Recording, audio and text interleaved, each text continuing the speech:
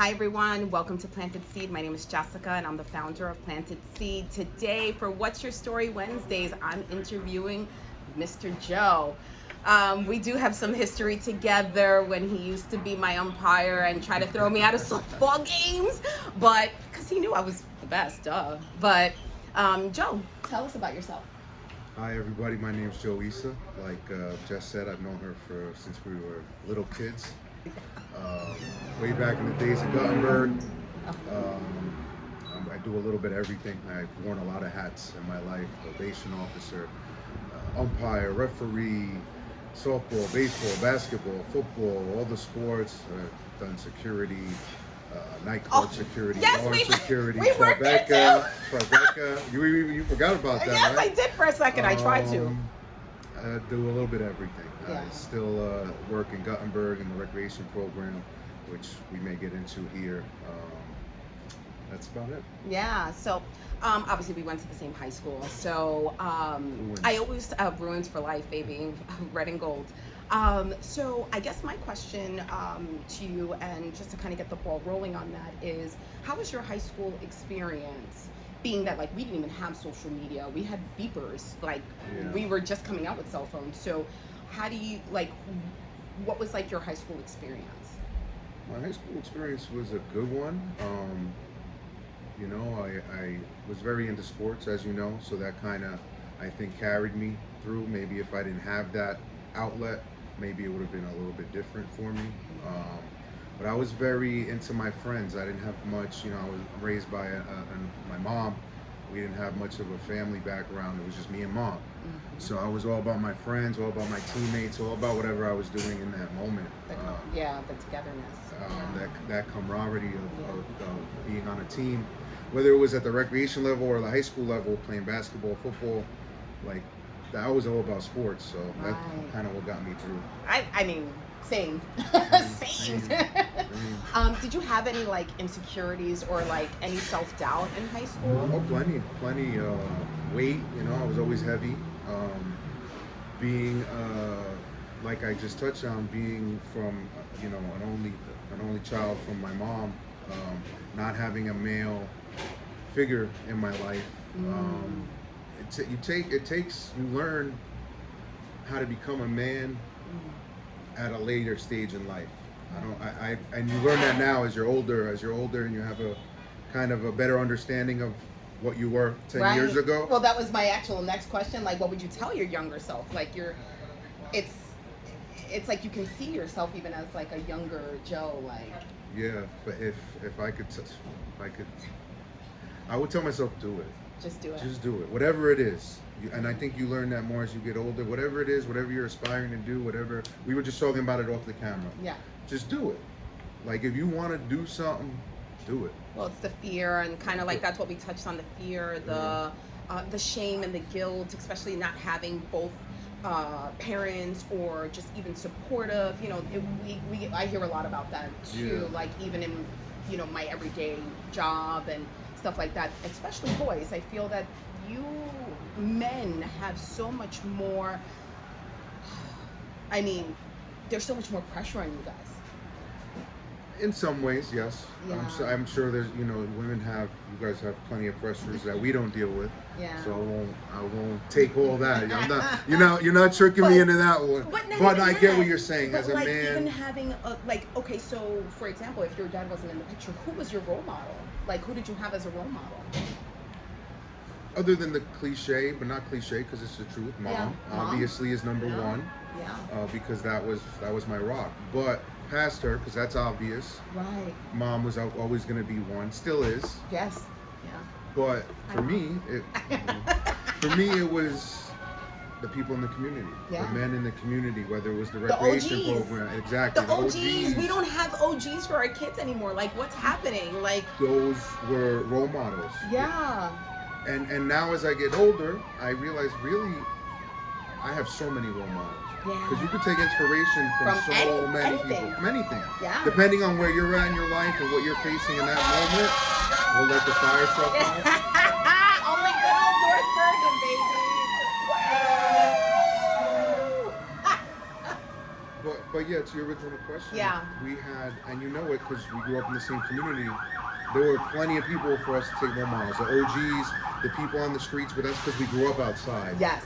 We grew up outside. So we had like street smarts, and then also being Being educated. educated, and Yeah. you had the good recreation programs where you had your counselors and people Yeah. you can lean on, and whether you knew it or not, those were your role models because Yeah. you were looking at them for something. You still do it to this day. I feel like we always look Yeah. to other people. And we always say give that gratitude, Mm-hmm. but I feel like our kids don't have that. Hence, planted seed because we want to plant that seed in them. But not only that, hopefully that your story can be inspiring to a youth, and they can reach out to you and say, hey, listen, Yeah. you really touched me with your story. Like, I'm going through a similar situation, and I need your help, and so on and so forth. So with that being said, just to not make it so serious, tell me a fun fact about you. Fun fact. Even though I know a lot. No, I'm just Fun kidding. fact. Yeah, I don't know. You might have the funner facts on me than I got. I don't know. Fun fact about me.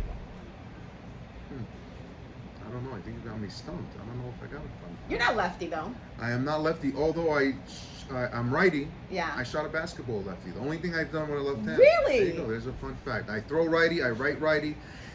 I was a post player, big guy. Yeah. In the post, as your husband will attest to, you're using mostly just one hand in the post. You can do a hook, whatever. My strong arm, even in that case, was righty.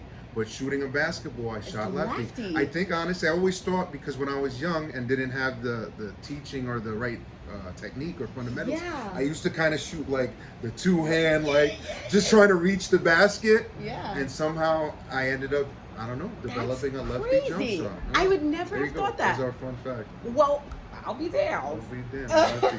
But other than that, I don't know. I don't know if I got any. That's like, a really weird cool one. idiosyncrasies. I actually think that's pretty cool because you know what? That's some kids are like, oh, I feel like the oddball. Like even you have righties that swing left, Yeah. or you have righties who throw left. Like they're just you're not weird. You're unique, and I thought that was very unique. And it's important to be able to learn different Yeah, things. wow. That made me able to maybe do more things with my left hand than I normally would have been able to. Just Right. because I was, more strength. Like, 'cause if you only do everything in your right hand, Right. your right arm's going to be Well, they stronger always than say your to left. do it do things this. with your left, so it kind of challenges your mind. balances, yeah. So tell us a little bit about what you're doing now.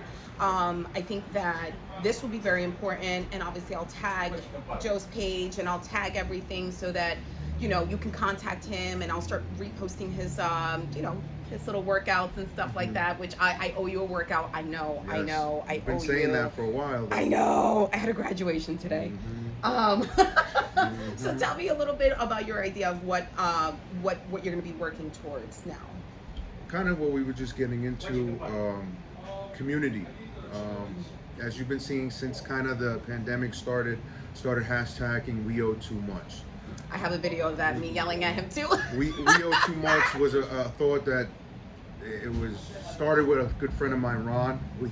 He put the thought in my head, and kind of ran with it. And it became not just my thing, a bunch of people, a community of people that during the pandemic that kind of needed that little extra push because we're all home, stuck in the house, eating, gaining weight, and health more than ever was obviously in the forefront. So it was like we owe too much. Like we owe it to ourselves, we owe it to our children, the community. We owe it to each other to be the best versions of ourselves. Yeah. And that comes back to where we were starting with the community. We grew up, we had so much provided for us in the community, whether it was the programs, the sports, the schools. The kids had a lot of outlets, at least more outlets. Right.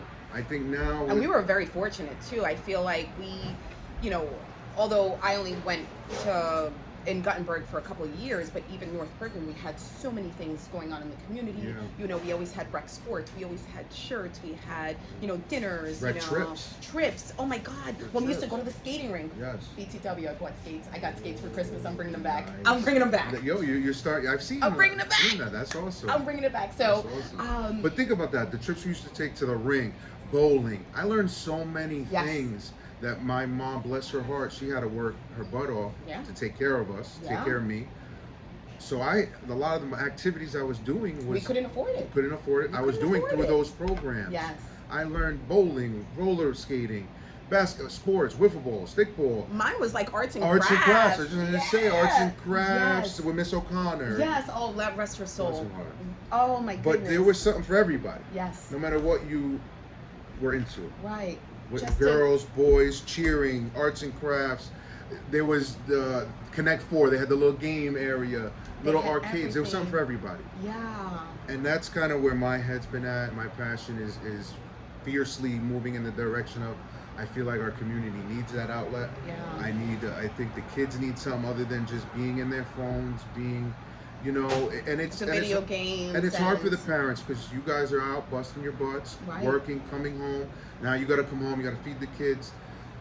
Someone else needs to provide that outlet for your kids too. Right. And I feel It takes like a village to it raise takes a kids. village. Thank you. It Thank takes you. a Thank you. Thank village. you. That was the quote I wanted to say. And I feel that, even with this, with Planted Seed, just to even make your child have a voice. So it's Yeah. like they have someone to voice to, like, okay, well, mom, dad, or absent dad, and mom is busy working 300 jobs. It's like, well, is there somebody that I can come to besides my guidance counselor, besides, my teacher? Is there anyone else in the community? And we really need that community do. service based We really programs. do. The money is there. Yes. The money is there. The problem is I don't know what happened. There was like this big break, I guess, or this big gap. I think honestly, what do I know? But I think it was once the phones and the tech started becoming so popular, that's what we were all into. Even us as adults, Yes. we're hooked to them. Yes.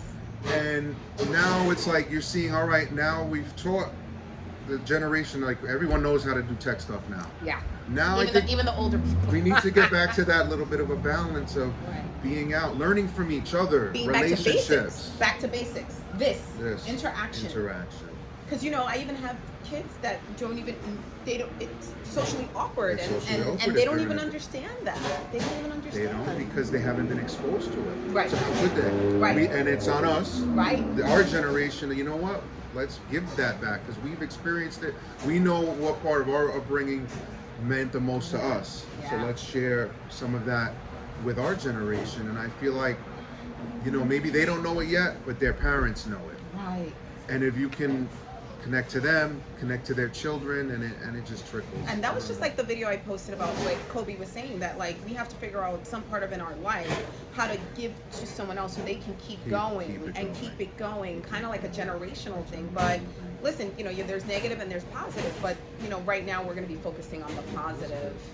Thank you so much for this. And guys, follow Joe. You'll see him. I'll post his page. You gave me a good idea. I'm going to make a public page soon, so yes, we could, and we can see his get the ball workouts. working. My workouts for my boy Franco.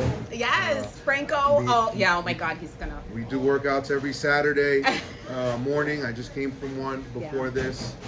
Just something for the community because it's not just the kids. It has to start with adults. If we're not accountable, what are we showing the kids? We got to be good role models for those kids. Exactly. Okay. Well, thank you so much, Joe. I appreciate this, and I love you so much. Thank you for this. Bring it in. Bring it in. Thank you so much for this. Bye, guys. And thank you for your time. Hope you enjoyed it. So follow us on Planted Seed Group on Instagram. And then we also have planted-seedgroup.com. We also have a website, and follow us on YouTube. All the videos are there as well. Thank you so much. Have a great day, all. Bye.